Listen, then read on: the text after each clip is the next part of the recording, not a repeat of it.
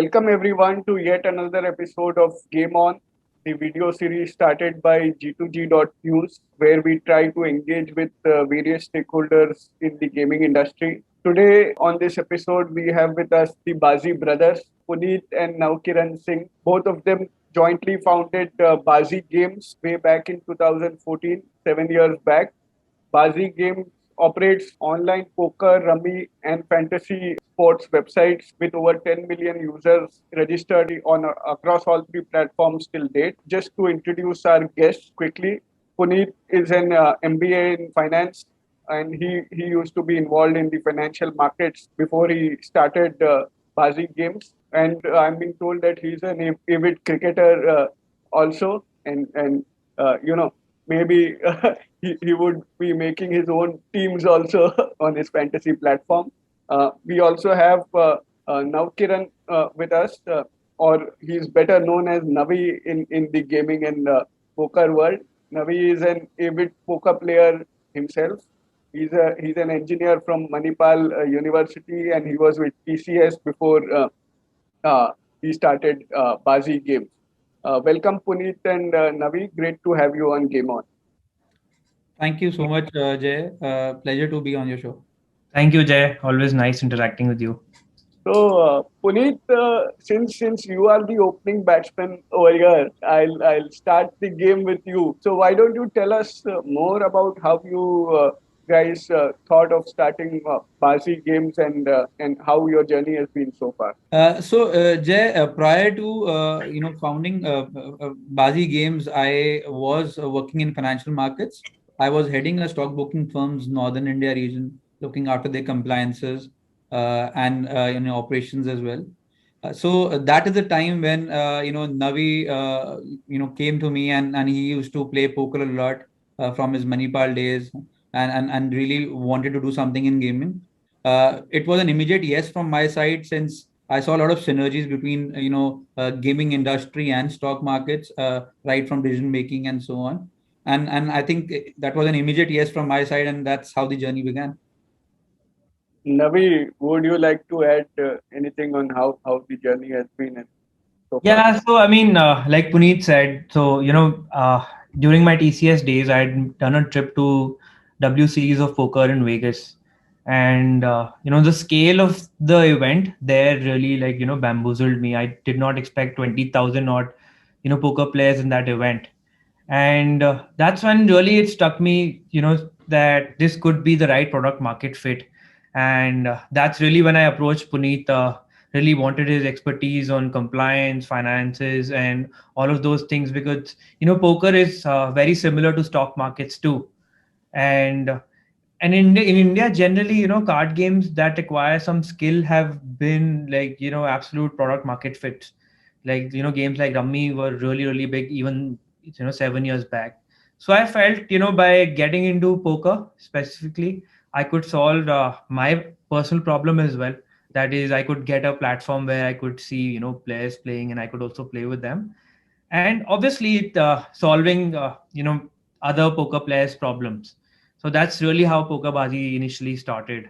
And initially, lack of funds were there, so we really relied on the product strategy. And that's why we built our own product too, and I think that is what is the biggest differentiating factor as well between us and the rest. Can you share some numbers or milestones that you guys have hit in your journey of 7 years?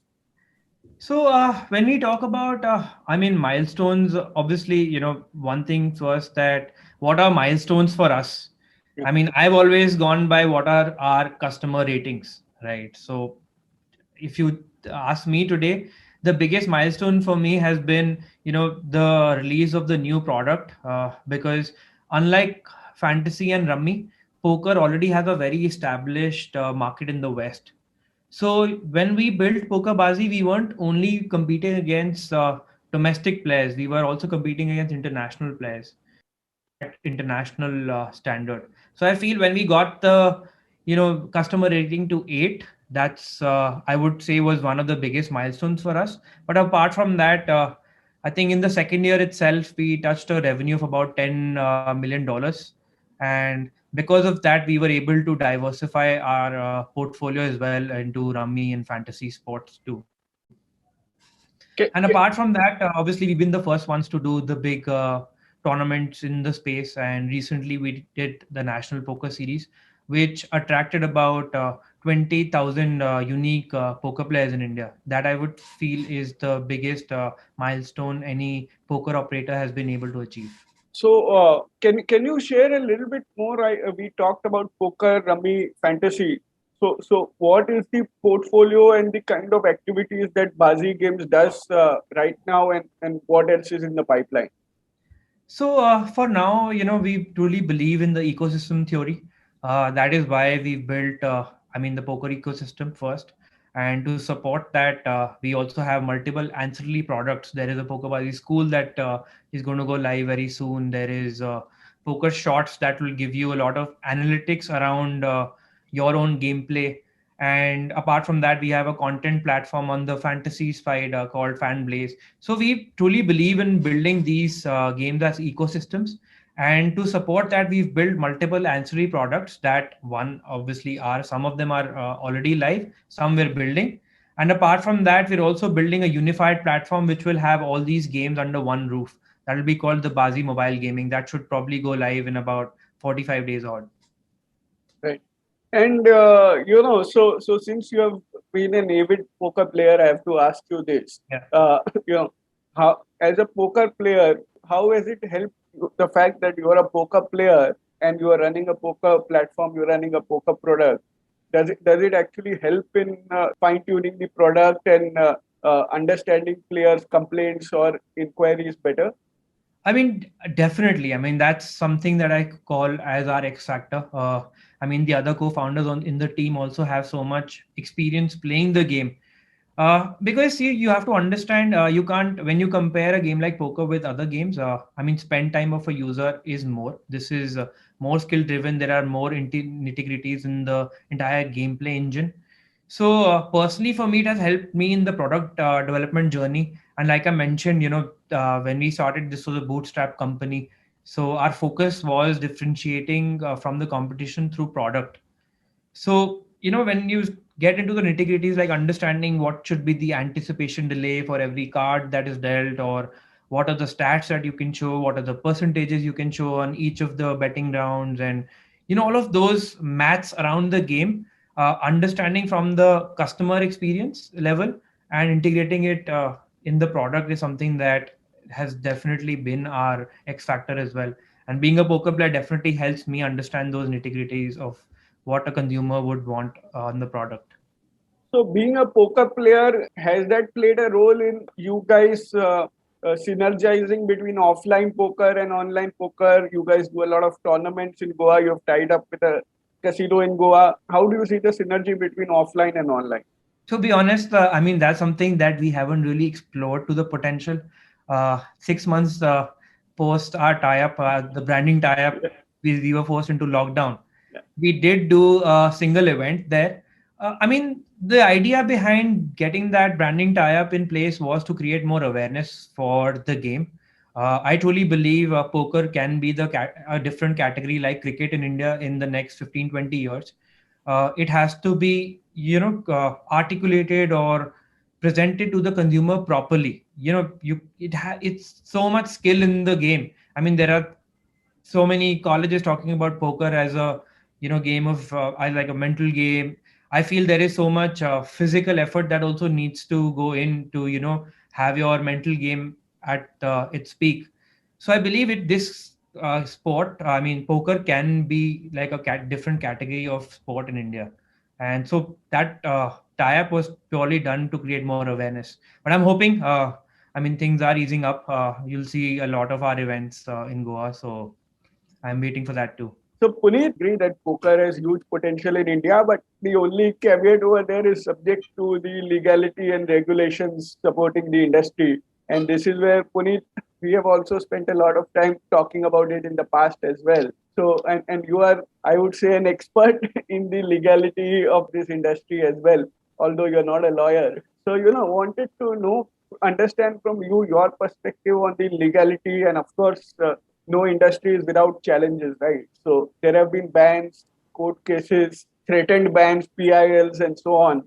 So how do you see the regulatory ecosystem playing out in this industry? Sure, Jay. So first of all, I think thank you. You only lately enlightened me that you don't need to be a lawyer to represent yourself in court. You can do that. So now I think that is something which I will also need to really give it a thought going forward. But yes, coming on to the regulatory front, I think this is the right time to bring a robust and a modern regulatory framework because things have changed a lot over the years. When we started, the perception was not that great. All our campaigns were around, why poker is a game of skill. What is the element? How do we differentiate poker from, different other games which are games of chance? But the work which the some companies have done, like Dream 11, MPL, and the other big companies, that's commendable. They have really helped to change the perception of gaming in India, and that's the reason we have seen this amount of the growth which we have seen in the recent years. I think the potential is for an exponential growth in the next couple of years. We need to I firmly believe that we should be having a policy which regulates and boosts, and at the same time boosts the industry at the same time. We all know the potential. The potential is huge. The potential has already been, has been mentioned in one of the reports of the Law Commission, the 276 report as well, and how big the industry can be. Even in, we have seen the Niti Aayog talking about fantasy in particular, that how big it can be, the sports engagement part of it. So I feel that the potential of this industry is huge. It just needs the right push from the government. We can definitely be one of the major contributors to the GDP of the country if we are regulated, as well as at the same time we have a policy framework which really helps and boosts the industry. Yeah, I think that is something which is the need of the hour. Regarding the PILs, the court cases, I think the perception of people have changed a lot, since a lot of still we will have to do a lot of more groundwork, because I think the education of games of skill versus games of chance needs to be done at the grassroots level. That is where users need to understand that which are games of skill and which are games of chance. The problem why what we are facing currently is because there has been this delay in some kind of a central regulation, which I am pretty much hopeful we should see in the near future, because with so many supporting judgments which we have got, and even in say the Niti Aayog taking interest in it, I'm sure we should see some positive judgments going forward. But the problem has always been that gaming and gambling has been used interchangeably a lot of times. What we really need to understand is what is the difference between the two. And gambling is putting money on something which is a game of chance, which is not applicable to games of skill. So I think once we have this education around this at the grassroots level, I think definitely the things would change. But do you see the government actually supporting this industry? Because what we have seen of late is state governments banning or threatening to ban the industry, except Niti Aayog.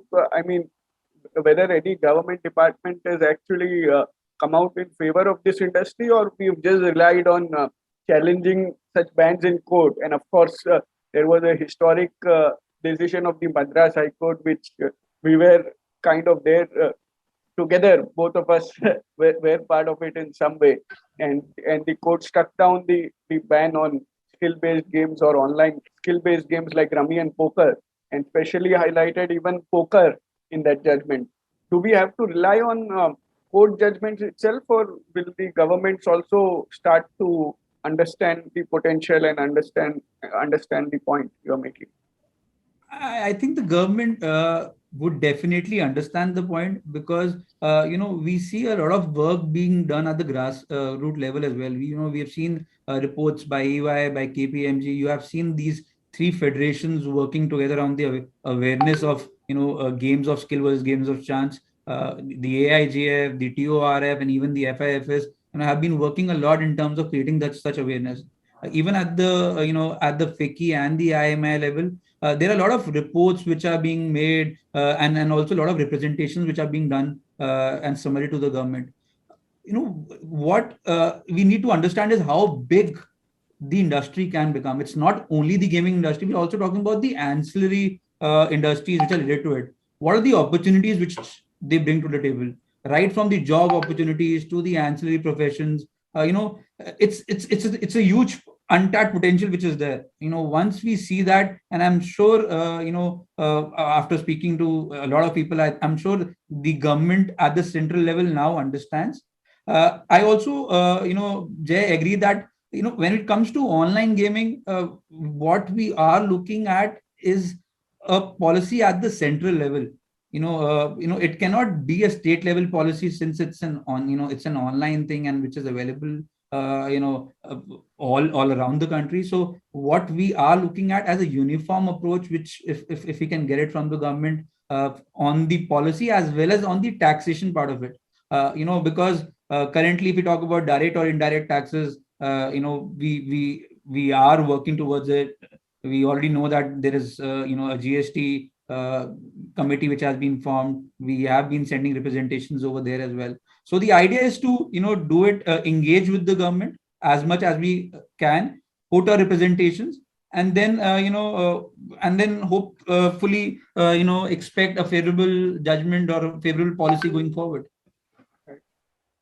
Also, moving on to another part of the conversation on fundraising. We have seen massive fund raising news in the past few months, right from MPL to Dream 11 to Zupi and so on. So I had two questions there. One, how do you see the fundraising opportunities in general for the online real money gaming space? And secondly, what has Baazi's fundraising journey been like? Are you guys looking to raise another round? So, to be honest, Jay, we don't come from a burn all school of thought. Like I said, it's a bootstrap company. In the initial years, there was so much apprehension around the gaming space in India. So, this option was slightly more limited back then. So we built our DNA in a way that, we could differentiate ourselves from the competition through product, and we focused on profitability in the initial years. And to be honest, it took us some time to really create that kind of impact and find the right product market fit as well for all our brands. And I truly believe now is the time for us to really scale. And this will be more of a sustainable scale rather than just burning money into marketing and those, conventional media channels. We would be still definitely focused on ROI driven marketing, but we definitely have plans to now scale our marketing operations as well and also explore global markets. And what do you think about the fundraising opportunities that have generally we have seen over the past few months? Do you think online gaming is still one of the hottest spaces for investors? Yeah, I think it's so new in India right now. I think gaming is going to be very, very big. And you've seen some really key statements from big people in India, especially like some Mukesh Ambani also said that gaming is going to surpass Bollywood entertainment in the next 1 decade.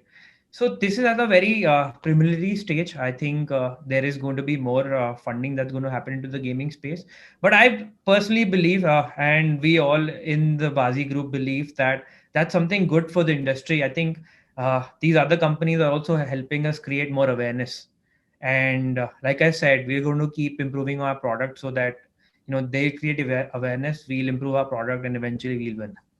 And any opportunities through the inorganic route or M&A that you are looking at? Not as of now, but we've been discussing certain things. I think once we have more clarities, I think that's when I can present to you better on that question. All right. So, before I let you guys go, final question for probably both of you can take. How do you see Baazi Games evolve or be in the near future in the next, let's say, 5 to 7 years? Where do you see Baazi Games? So, I mean, with the three hardcore skill games, poker, fantasy sports, and rummy being our initial offerings, it makes it easier for us to diversify further and expand our categories into casual games and esports. We will be, like I mentioned, launching a unified platform game. As far as poker is concerned, like I said, I want to create a category. That's something that I started out of passion. And when you start something out of passion, you have enough patience to make it succeed. So with poker, I'm going to be there till the end and make it a category like cricket in India. And for that, we're extensively working on creating an amazing ecosystem around watch, learn, play, and analyze. So I'm going to do that with poker. I think RMG is such a fast moving sector in the country today. And I feel next 12 to 15 years, we will witness the golden period of gaming in India. Puneet, uh, your thoughts? I completely agree, with Navi. The next couple of years, we would see an exponential growth when it comes to RMG space in India. Again, that is also linked to how the government looks at it, and what kind of framework we get going forward. Because to build good successful gaming companies, you need a lot of good talent as well as investments as well. We have already seen there is a talent war happening in India as of now, because India is now moving from a service industry to a product industry, and the same in gaming as well. We have seen some of the companies build beautiful products around gaming, and I'm sure we as Baazi Games would also continue doing that. And we have currently built a poker product which we feel is world class, and as one of the best in the world. But yeah, this is something which we would have to keep on working and keep on improving, and that is what we would want to do going forward. Thank you, Puneet and Navi. Thank you, guys. That's all that we have time for in this episode. If you enjoyed the conversation, please press the bell icon and subscribe to our YouTube channel.